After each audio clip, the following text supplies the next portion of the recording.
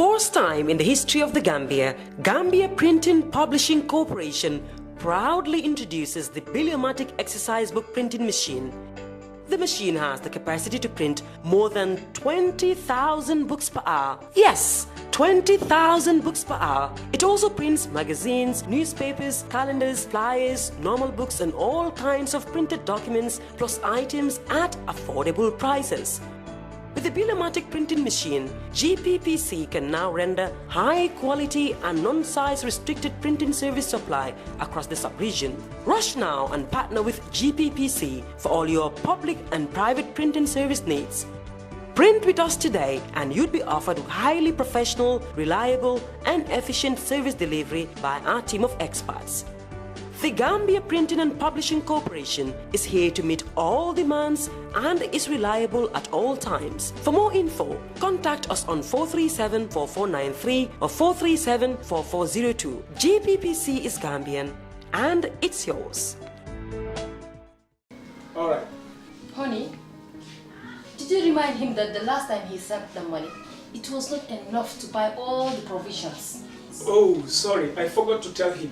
Are you guys talking about money transfer to buy provisions? Yes. But don't you know about Baluwo? Baluwo? What is Baluwo? Baluwo is a service that your son can use to send provisions directly to you guys from the shop.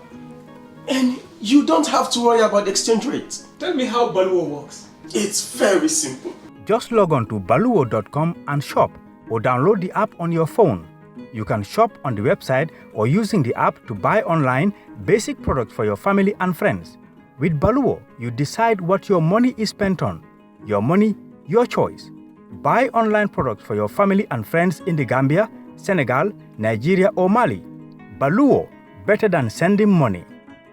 Gamcell data, now even better. Enjoy 20% extra data on all Gamcell data bundles. Buy 20 megabytes and get extra 4 megabytes. Buy 50 megabytes and get extra 10 megabytes. Buy 100 megabytes and get extra 20 megabytes. Any amount of Gamcell data bundle you buy, you will receive 20% extra data for free. Dial *302 data amount hash or go to your Yaiborom menu and choose your data bundle now. Gamcell data, it's fast, lasts longer and very reliable. Gamcell Yaiborom. Planning to have an uninterrupted electricity and water supply from solar energy in the Gambia and beyond? Worry no more, because Solar Enterprise will provide you with the solutions at reasonable cost. We have experienced personnel who can install and advise you about your electricity and water supply with a warranty period. We have good quality solar products from North America and Europe. We provide services and sell products to individuals, organizations, institutions, private offices, communities, and government. These products are solar panels, batteries, charge controllers, inverters, water pump, water heaters, freezers, submersible pumps, and general solar accessories. Visit our stores at 48 Karaba Avenue and Brusubi Highway, or you can call us on 7657 479 980-8483, 340-9400 or 635-9906. We are happy of the discussions that we had. I'm not going to develop much on what we discussed, but in general, we looked at the platforms that allows promotion of women at national, global, and regional level. So you understand, Gambia being a member of ECOWAS, we had a very presentation on how ECOWAS is working on promoting women. And the Ministry of Gender was there to tell us all the efforts that they are implementing to see this happening in the Gambia. We also had those elected to also discuss and also give us what they feel for women to get to the level where they are. What are the challenges? What are the opportunities for the Gambia to have a very good representation of women at political but also leadership level. We heard from political parties represented by IPC on all what they are doing to have women represented. But we also had here that there are a lot of gaps. There are issues to be addressed. There are things that have to be addressed, including at legal, but institutional level, but also, I believe, most importantly, on civic education. How do we educate our girls and boys to be sensitive to gender issues? And also, how do we create, I would say, enabling environment from community level, from regional level, but also at national level, so that we can have it smoothly while implementing the policies and strategies that we have to promote women. At the UN level and other partners, we are committed to support the government. We are supported to work with all those who have capacity to have the agenda implemented. But to do it, we need to get good ideas, and that's why we called for this meeting today. I thank you. Problems that women encounter when they want to contest for political positions in this country. We've identified the gaps, and we have come up with proposed solutions to address the problems. It has been a very successful meeting, and we have learned a lot from each other. The issue of training and capacity building has come up several times, so we all know that it is key for us to be able to achieve change. By change, I mean increasing the number of women in the National Assembly and also in all positions of decision making. This is very important if you want to achieve gender equity, equality, and women's empowerment. Looking at the population, 50% are female. We in the Gambia cannot achieve sustained socio-economic development if women continue to lag behind, more especially in the area of political decision making. So at the end of this meeting today, we have come up with proposed solutions which will be reflected in the report and which we will implement so that we get more women into the National Assembly, into the area councils, and other areas where women need to participate so that we can have more women in decision making at all levels. This is important if we want to progress as a country. Other countries have done it, and we should not be left behind.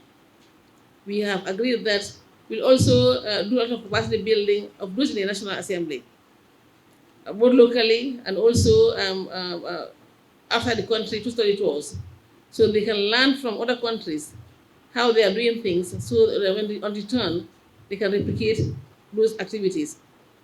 And we are also going to use them as role models in our social mobilization, so that we are able to sensitize everybody across the board on the importance of having women in the National Assembly.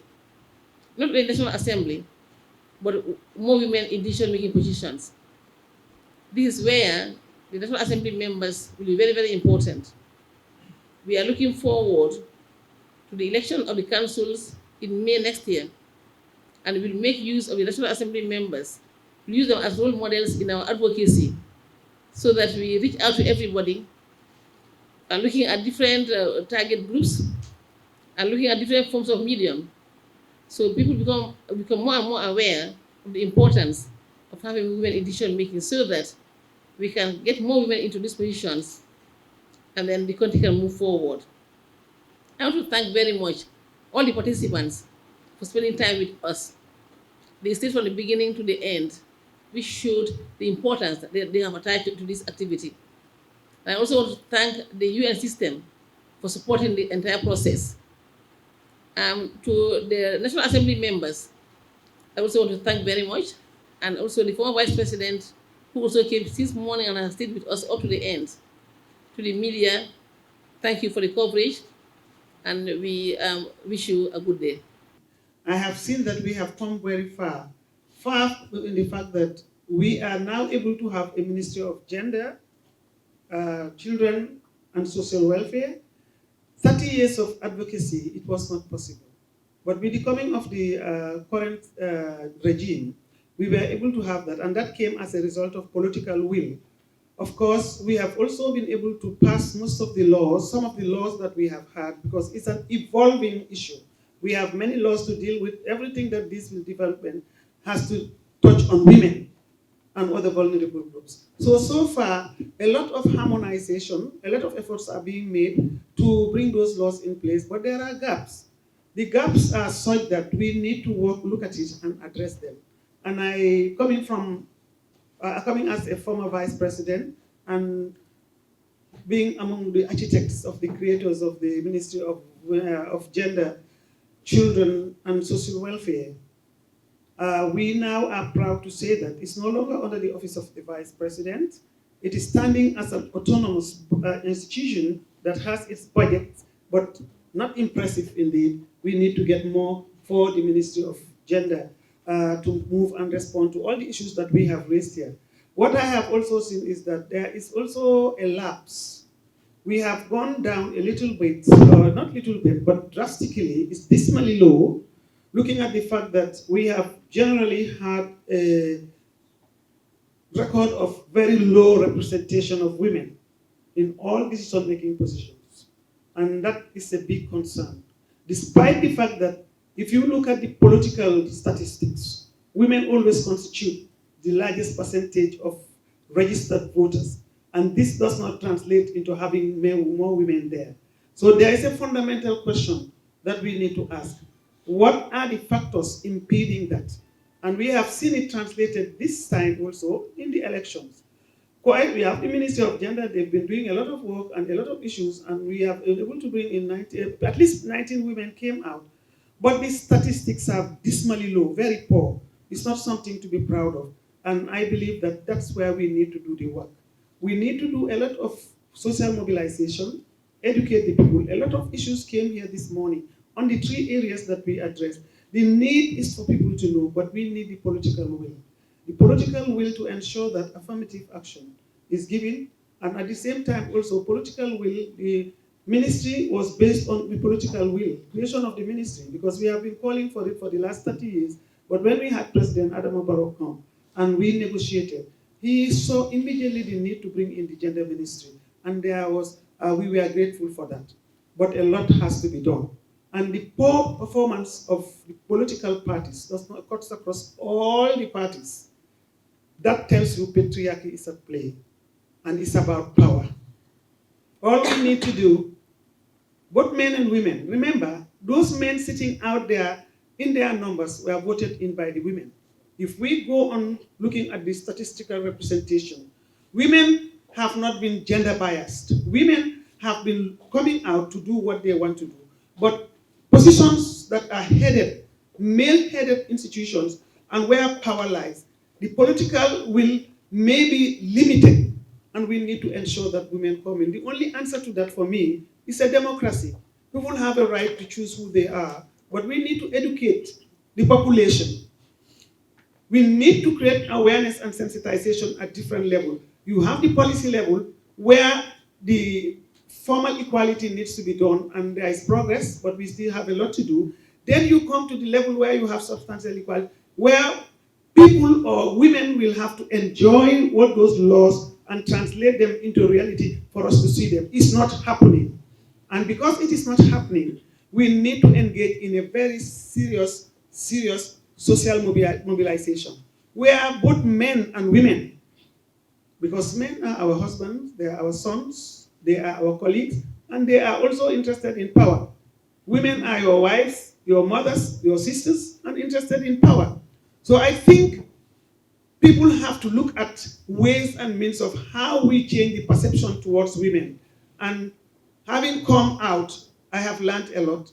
I am now coming to engage, to support the work on the ground for us to improve the perception on women through social mobilization, advocacy, reaching out to the grassroots, reaching out different targets, and also to focus on the young people. You are the leaders today and the leaders tomorrow. What needs to be done is to have a society where you don't feel that this is a man or a woman. It is about the issues and not the gender that should matter. Because if you look at it, both men and women have something good to bring in. And it is those competencies, it is those qualities that we should think about in order to make the world a better place. How can you move when 50% of the population is not empowered to join you to move with your vision? So these are critical issues that I'm reflecting on to support the government, to support civil society, and to also engage my organization that I founded many years ago and that was very instrumental in mobilizing the young, the women, and those who believe in the reason why we came out to effect and bring in democracy in the country. So I'm pleased to say that I am back as Executive Director of GAMCO-TRAP. I am here to work with both men and women. We are looking carefully and reflecting on the issues, and we appreciate the effort of the UN. They have been very catalytic. They have been facilitating. They have been objectively engaging on both sides of the aisles.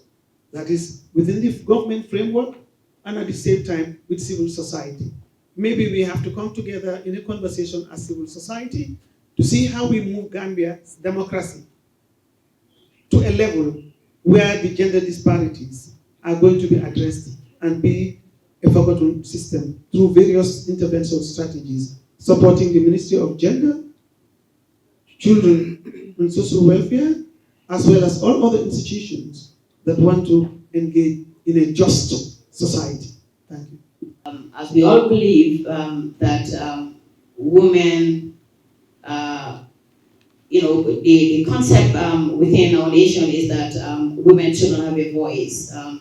They should not have any role to make laws, even within our houses, which I felt is not right. There is right for man and also a right to a woman. During my campaign, it wasn't easy at all because I faced a lot of challenges within my constituency. Men feeling, because I contested with a man who was an incumbent, whom I defeated, of course, in terms of getting the highest number of votes countrywide. And of course, that should be applause to not me as a honorable member, but to my electorates. And I thank so much them. I thank them for that anyway. Some of the challenges that I faced was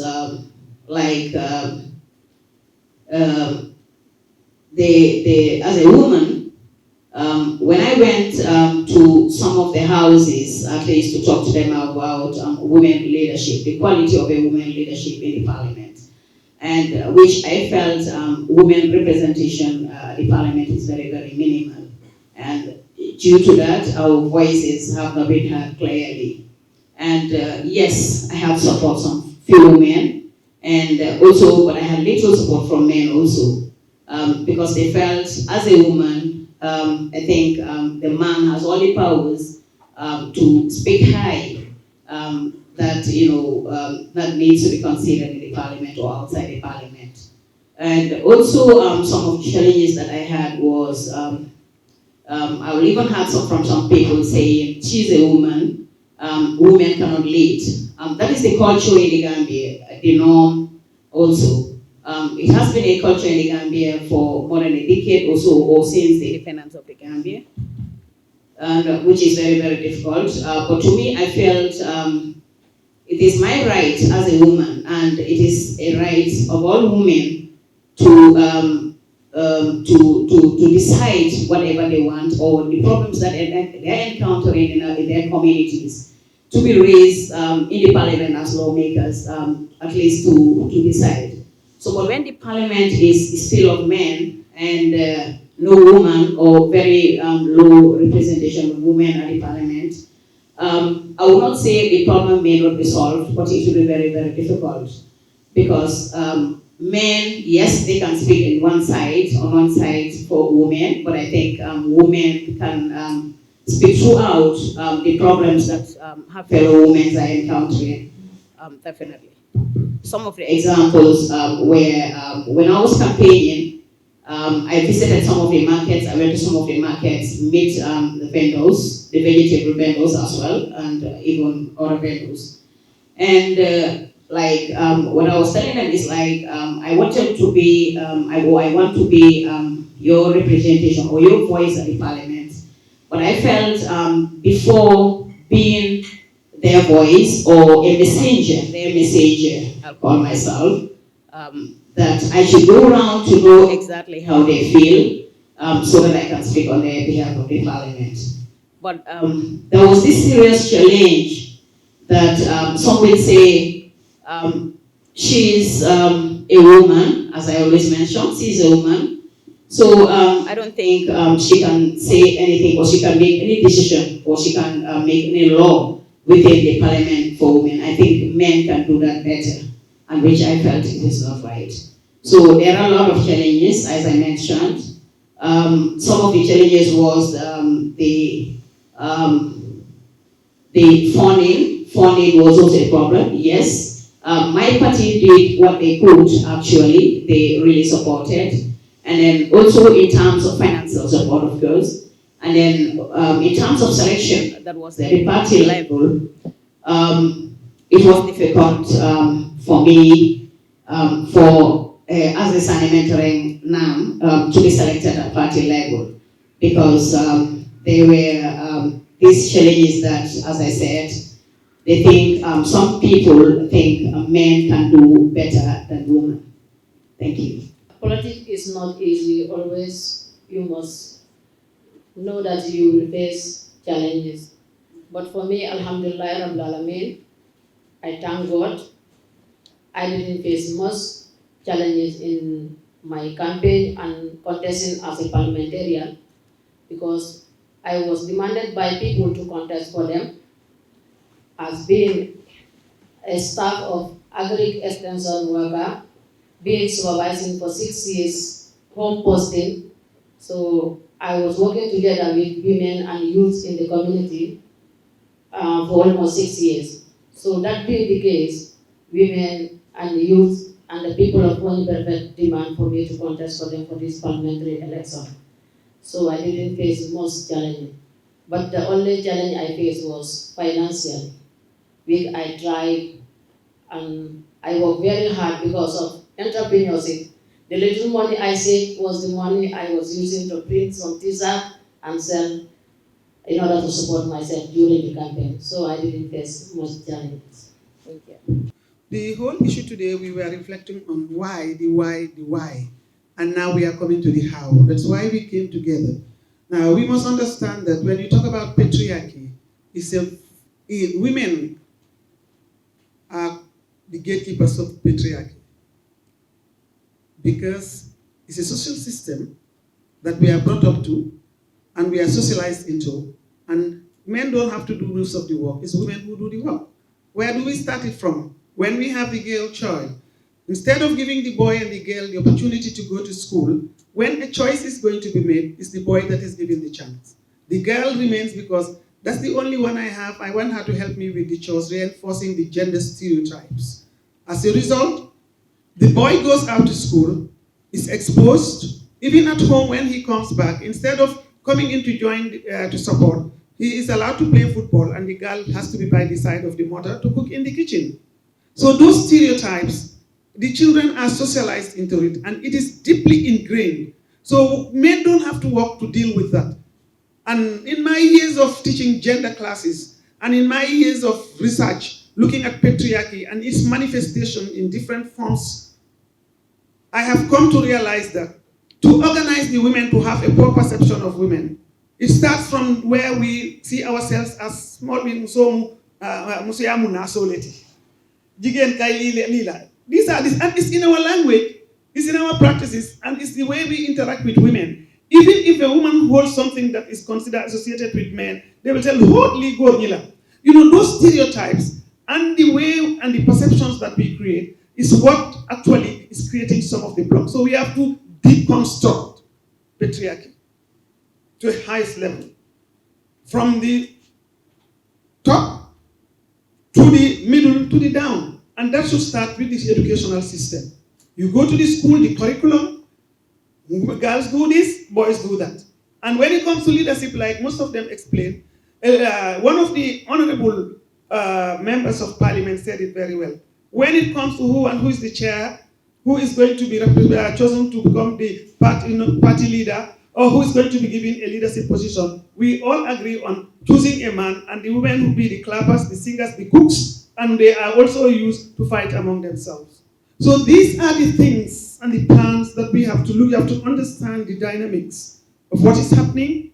Then you draw up a plan that looks at it from a human rights-based approach. An approach that looks at everybody, including taking all the rights of men, rights of women, rights of disability, and all other forms of rights that are important, so that we build a just society. It is not a fight against men when you talk about patriarchy. We know patriarchy is systemic, and it has different manifestations depending on which context, which culture, and how it is being interpreted in our various societies. So what we need to do, the plans that should be put in place have been reflected here at different levels. It's very nice to talk about the Constitution and some of the loopholes of the Constitution. But remember, the Constitution is not objective, it is subjective. Why did women's issues not taken right from the word go? Why wasn't it inclusive? Why wasn't it taking the right care, the rights of youth, for example? Who told you that a 25-year-old or a 35 or 35-year-old cannot lead the country, whether you are a male or a female? So these are the issues. So using the rights-based approach, reaching out to the communities, because when it comes to politics, it's about numbers, it's about people voting you there, and it is their powers. But then it's the perception they have of the system that they will perpetuate.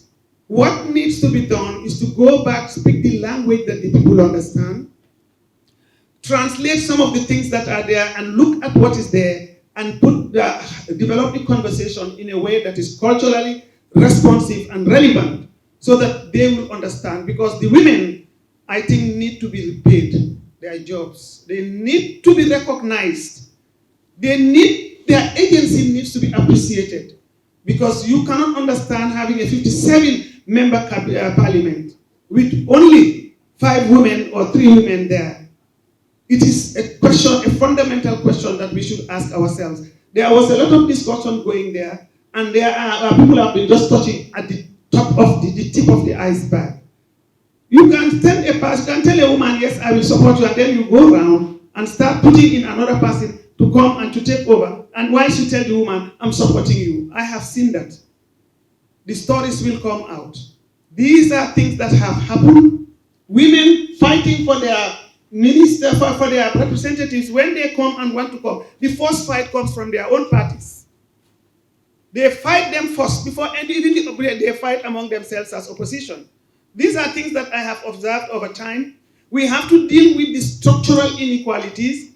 We have to deal with the gender idiosyncrasies that occur within this, and also to empower the women, empower youth, empower the population to understand that women can bring a big difference in governing. Women played a key role in turning the tide against authoritarianism in a non-violent way, and sacrifice to see the country first and not themselves. That's where women are different.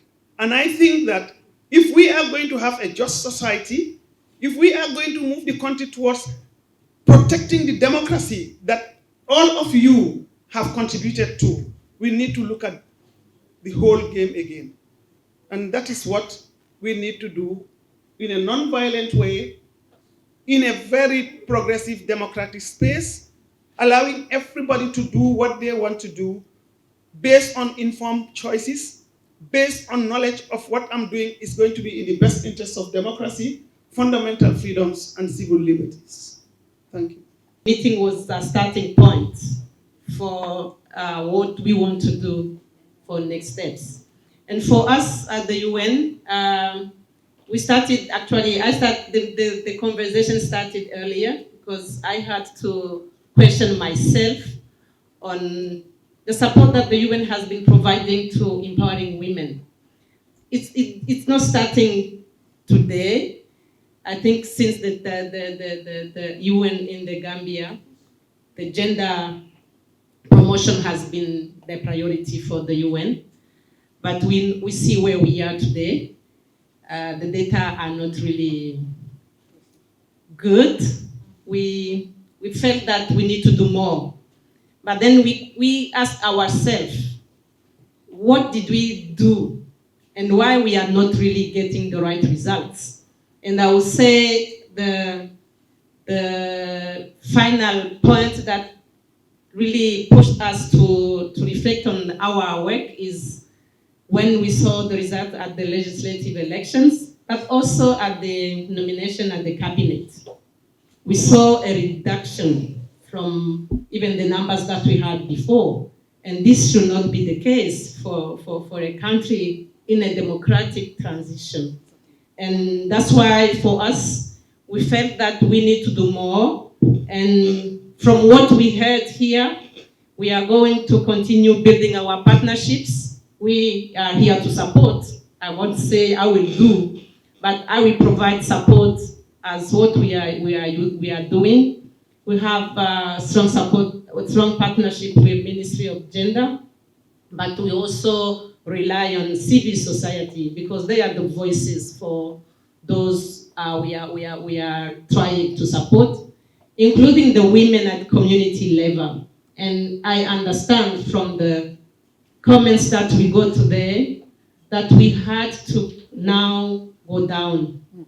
We have been supporting women's associations, women's in politics. We have been trying to empower candidates, but we need to go down to the community level. But we also need to understand that some of the factors will not change in one day. I just heard the issue on patriarchy issue. We know that it's something that, yes, we need to address it, but it's not going to have any solution for tomorrow. So it's a long process.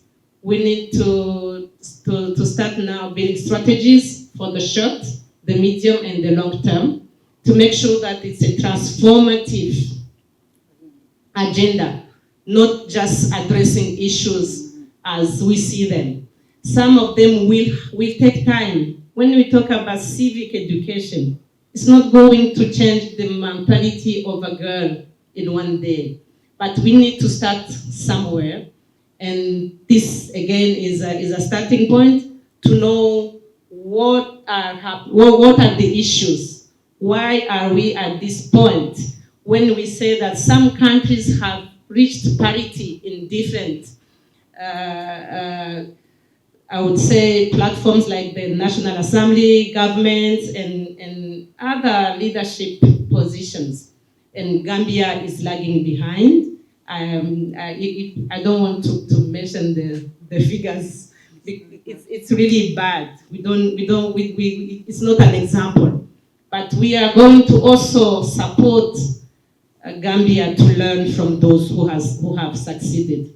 So this is I would say, a journey together, but we also count on everybody, including you, the media, because you are the voice.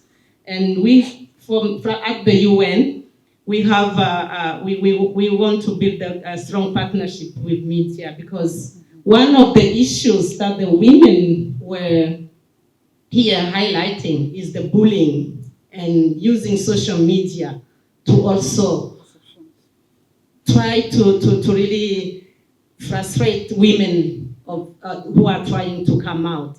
You have a big role to play, and let's embark together on this journey and support women participation in the Gambia. Thank you. They have a right to reject it.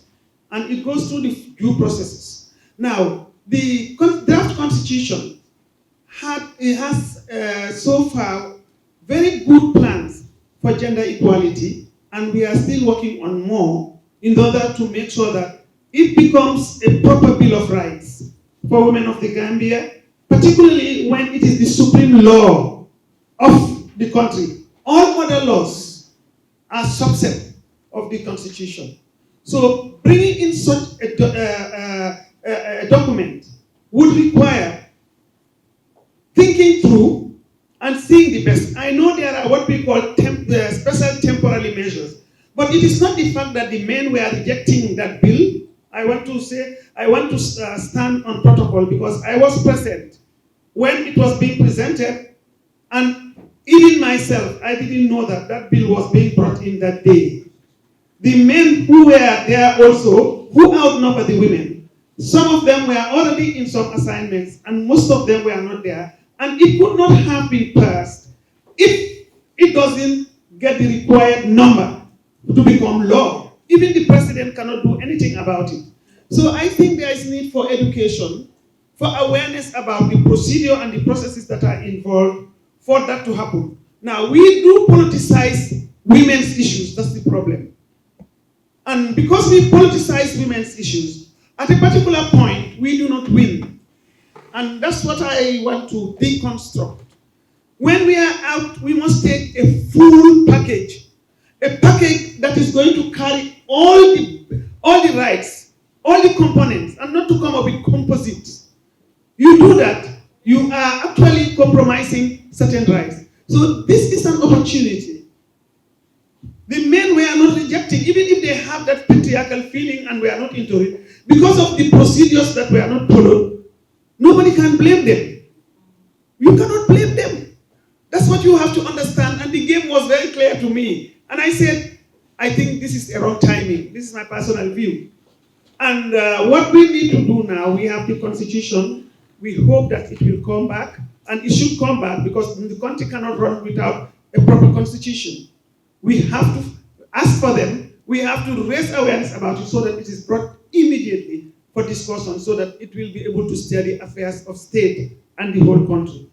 We are going to, all of you, I urge all of us to come together to start looking at some of the issues that are raised today that will give us some hints on which areas to look at in the Constitution. What are some of the additions and addendums that we need to put in and make sure that it becomes a Bill of Rights for women that will transcend our generations and even 200 years to come.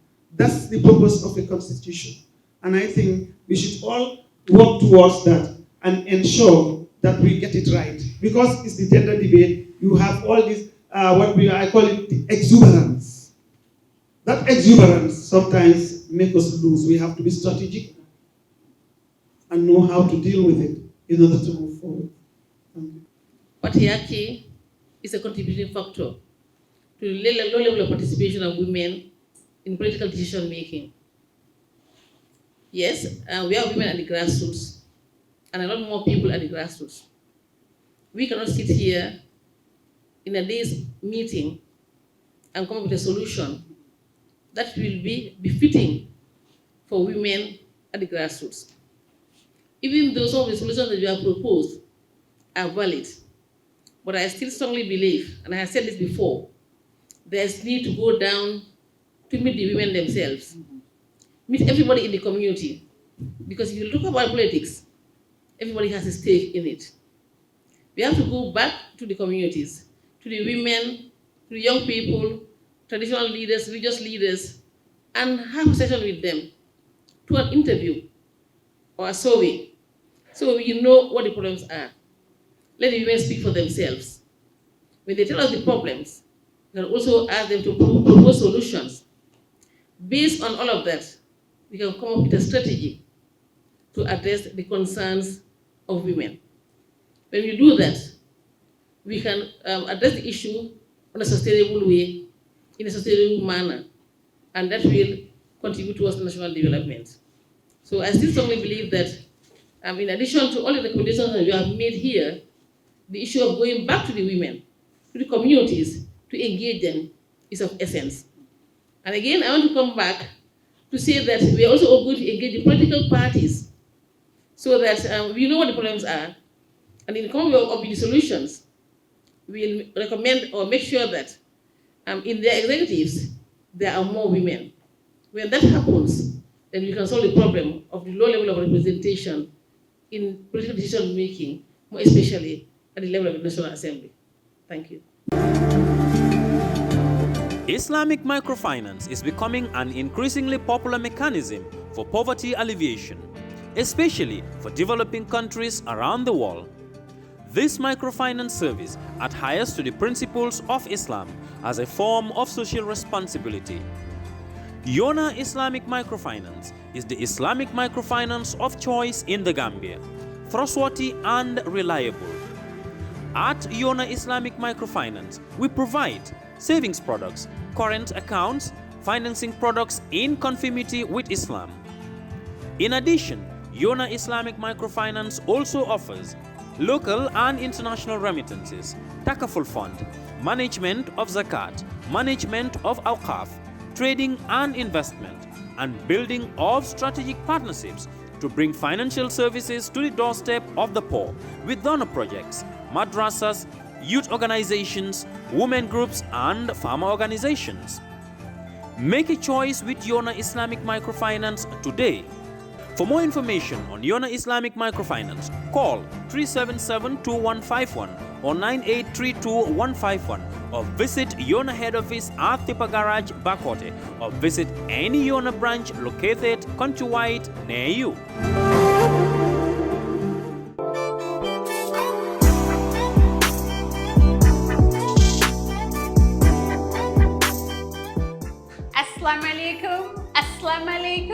Assalamu alaikum. Askani adina, askani Gambia, askani diaspora. Xam nga bu ma nee askani Gambia adina sax wax naa yëpp ba pare nan lañ rek ñu leen doon toogal hankañ ñor na waaw the plus xam ngeen ne yéegi ngeen a dégg the plus in skincare plus is already here finally egsi na hankañ suñ plus bi egsi na moo nekk ni ñu ngi lañ ko amal fii ci diggi Manjai highway Manjai Kotu highway fa lañ ibbi di plus mooy lan mooy the extras in skincare plus suñ cuuraa gerte yi suñ araw yi suñ mbaxal yi suñ jën yi suñ suulaale yi suñ nokkas yi hankañ indil lañ leen ko fii ci diggi Manjai ne ko fii comme ni ma ko doy waxee rek ne ko fii para caca caac hankañ waa diaspora bi xam ngeen ne ci noppal ren rek lañ nekk boo tukkee ñëw Gambia fii you can party all that you want we got you waaw boo toogee ba dernier moment pare pour dem daagul rek ñëw di plus bu ko defee ñu packagé li nga bëgg yëpp muy araw muy cuuraay gerte muy suñ mbaxali Saalum boobee suñ kereng kiisoo bi yooyu noonu yëpp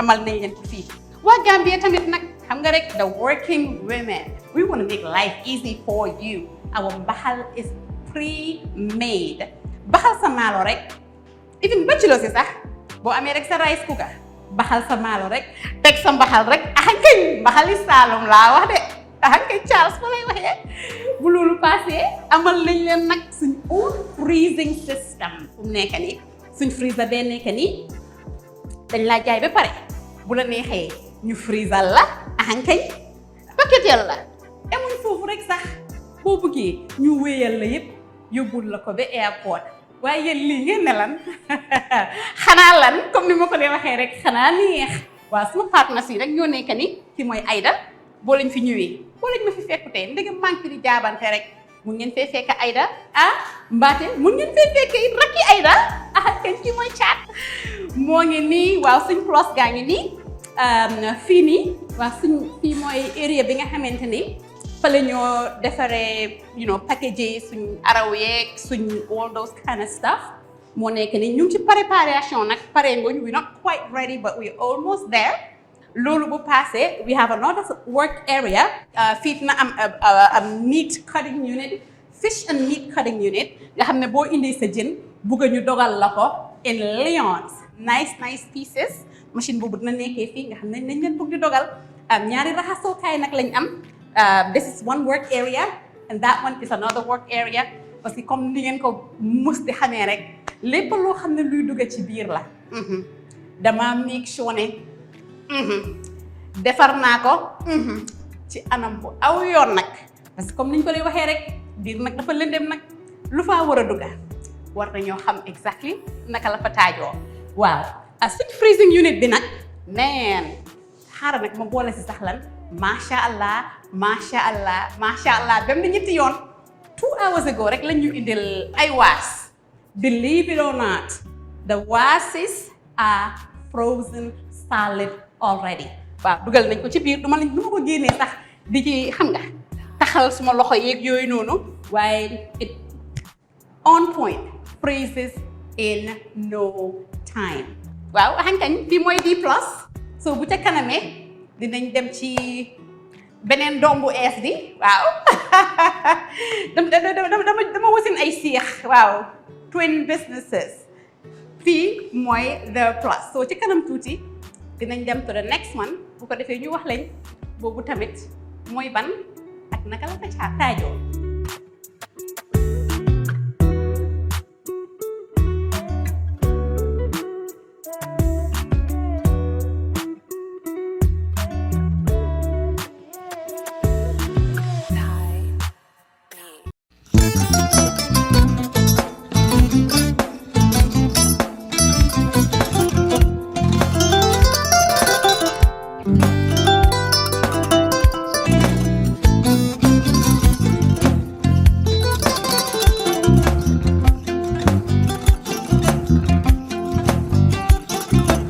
Agada.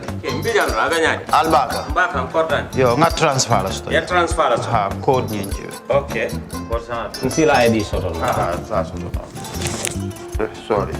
Agada. Mbijan bro. Albaka. Mbaka. Bara alla service o tariaka. Ah, mbare. Mo ki janna nun kunu bara tariaka. Jannom yona forest de bureau. Gambia tonkon na no mbali ya bere. Birin koyna fo kato. Bari si kodo kino kato ni fo bolong blabe ko. 56 branches mola soto Gambia jam. Ha? Gambia kono ani Gambia bantala bankol. Nka kodo kiya bere. Kodo sifa fo falindiro fo nyaadi lafta même na kodi topoto nin kodi maraw. Jannom number 1 ti nyonta. Andum fana nata anoda enterprise sotale. Wolam nyindi ko domorol fana kol fana be firale le dadi ma nin domorol ni fana beteat.